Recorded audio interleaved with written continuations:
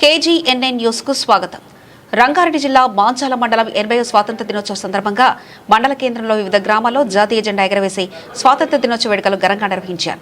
మాంచాల వ్యవసాయ సహకార సంఘం కార్యాలయంలో చైర్మన్ వెదిరే హనుమంత్ రెడ్డి, కాంగ్రెస్ పార్టీ ఆధ్వర్యంలో మండల అధ్యక్షుడు ఎడ్మా నరేందర్ రెడ్డి, మాంచాల మండల తహసీల్దార్ కార్యాలయంలో తహసీల్దార్ వెంకటప్రసాద్, ఎంపీడీఓ కార్యాలయంలో ఎంపీడీఓ వనం తలక్ష్మి, ఎంఈఓ కార్యాలయంలో ఎంఈఓ రామ్దాస్, మాంచాల మహిళా సమైక్య కార్యాలయంలో ఏపీఓ శేఖర్ గౌడ్, మాంచాల పోలీస్ స్టేషన్లో సీఐ మధు, మాంచాల గ్రామ పంచాయతీ కార్యాలయంలో గ్రామ సర్పంచ్ ఏర్పుల మానసా వినయ్, కార్యదర్శి శ్రీనివాస్ గౌడ్, ఆరుట్ల గ్రామంలో గ్రామ పంచాయతీ కార్యాలయంలో సర్పంచ్ మానిపాటి శోభకుమార్, ఉప సర్పంచ్ నూకం రాజు ముద్రాజ్, కార్యదర్శి చిలకల వెంకటేష్, ఆరుట్ల తెలంగాణ పబ్లిక్ పాఠశాలలో ప్రధానోపాధ్యాయుడు సిద్ధగొని గిరిధర్ గౌడ్, తెలంగాణ ఆదర్శ పాఠశాలలో ప్రధానోపాధ్యాయుడు జలవర్షరాములు, ఆరుట్ల కాంగ్రెస్ పార్టీ కార్యాలయంలో గ్రామ శాఖ అధ్యక్షుడు నూకం పాలరాజ్ ముద్రాజ్, కార్యదర్శి చిందం శ్రీశైలం, కుర్మ సంఘం కార్యాలయంలో అధ్యక్షుడు రావుల పాషా, చిందం యాదయ్య, ముద్రాజ్ సంఘం కార్యాలయంలో కావలి శ్రీనివాస్ ముద్రాజ్ జాతీయ జెండాలు ఎగరవేసి స్వతంత్ర దినోత్సవ వేడుకలు ఘనంగా నిర్వహించారు.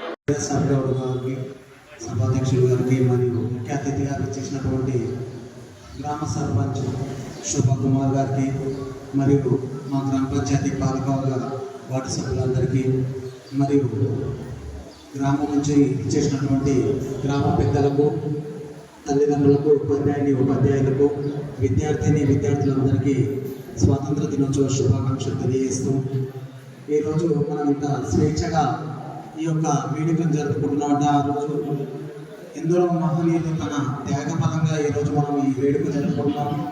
దీన్ని అందరం స్ఫూర్తిగా తీసుకుంటూ మన నిత్య జీవితంలో కూడా ఒక పోరాటం అనే స్ఫూర్తితో పోరాడితే ఏదైనా సాధించవచ్చు అనే ఒక సంకల్పంతో విద్యార్థులు విద్యలో మంచి రిజల్ట్ తెచ్చి ఈ దేశానికి, ఈ గ్రామానికి మంచి మీ భవిష్యత్తే మంచి ఈ దేశానికి ఒక దిక్సూచిగా గ్రామ పంచాయతీ సర్పంచ్ గారికి, పాలకవర్గానికి అందరికీ, అలాగే ఎంతో ఓపికతో ఉన్న మా యువకులు, నాతో ఉన్న యువకులు కూడా ఈ యొక్క స్టేజ్ మీద ఏ ప్రసంగం వస్తుందా, ఎలా వస్తుందో ఎదురు చూస్తున్న మా ప్రజలకు, ముఖ్యంగా విద్యార్థులకు అందరికీ నా హృదయపూర్వక ధన్యవాదాలు.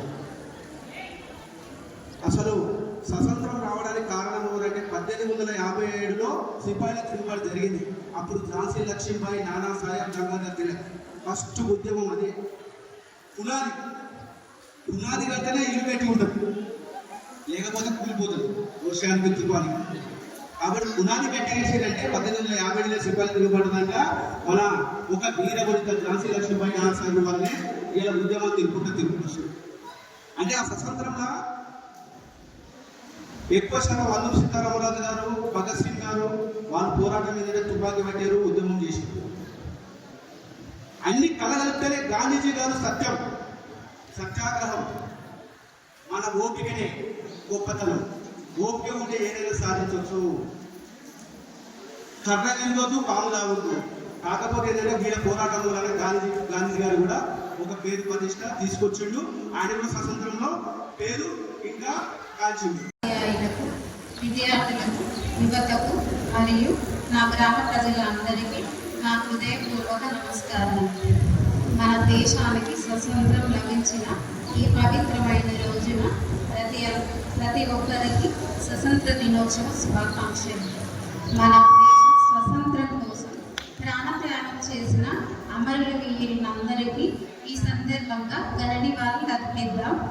మన దేశ స్వతంత్రం అంటే కేవలం బ్రిటిష్ పాలన నుండి విముక్తి పొందడం మాత్రమే కాదు, మన గ్రామాన్ని అభివృద్ధి చేసుకోవడం.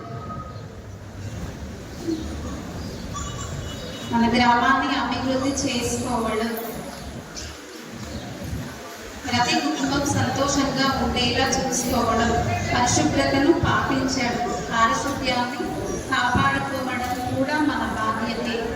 మన గ్రామ అభివృద్ధి కోసం ప్రభుత్వం అందిస్తున్న పథకాలను సద్వినియోగం చేసుకుంటూ స్వతంత్ర దినోత్సవ శుభాకాంక్షలు తెలియజేస్తున్నాను. ఇప్పుడు స్కూల్ పిల్లలకి చిన్న గిఫ్ట్ లాగా ఇస్తున్నారు. ఇప్పుడు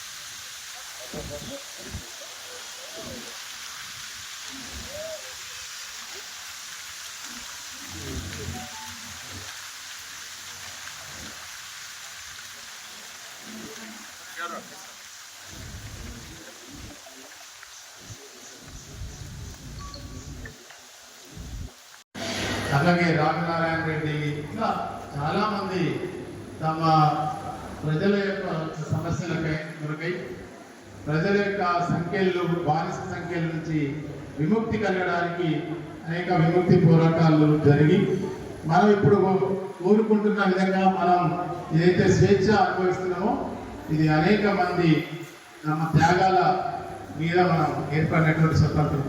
అలాంటి ఒక గొప్ప స్వతంత్రాన్ని నిలదొక్కుని ఇప్పటికీ 20 సంవత్సరాలుగా అద్వితీయంగా ప్రజాస్వామ్యం అనగలుగుతుందంటే చదువున్నా లేకున్నా ఆనాటి నుండి ఈనాటి వరకు ప్రజాస్వామ్యం వర్ధిల్లుతున్నది.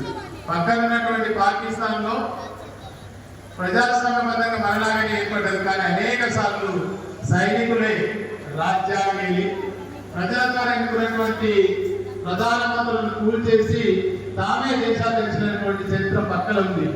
కానీ భారతదేశం ఇప్పటికీ ఒక అద్భుతమైన ప్రజాస్వామ్యంగా ప్రపంచంలో 150 కోట్ల జనాభా కలిగినటువంటి ప్రపంచంలో పెద్ద జనాభా ఉందంటే మనదే. ఒక ప్రజాస్వామ్య దేశంగా ఇప్పటికీ మనగలుగుతున్నది. దానికి కారణం ఇక్కడ ప్రజాస్వామిక విలువలు, ముఖ్యంగా డాక్టర్ బిఆర్ అంబేద్కర్ గారు రాసినటువంటి రాజ్యాంగ స్ఫూర్తి అనేక మందిని తమ హక్కులు బాధ్యతలు ఎరిగి ఇంత గొప్ప ప్రజాస్వామ్యబద్ధంగా నిలదొక్కు. మనం చూసినప్పుడు 36 కోట్లు ఉన్నది, 150 కోట్ల జనాభా పెరిగింది. ఇండస్ట్రియల్ డెవలప్మెంట్ లేదు, కానీ అలా ఇండస్ట్రీస్ వచ్చినాయి.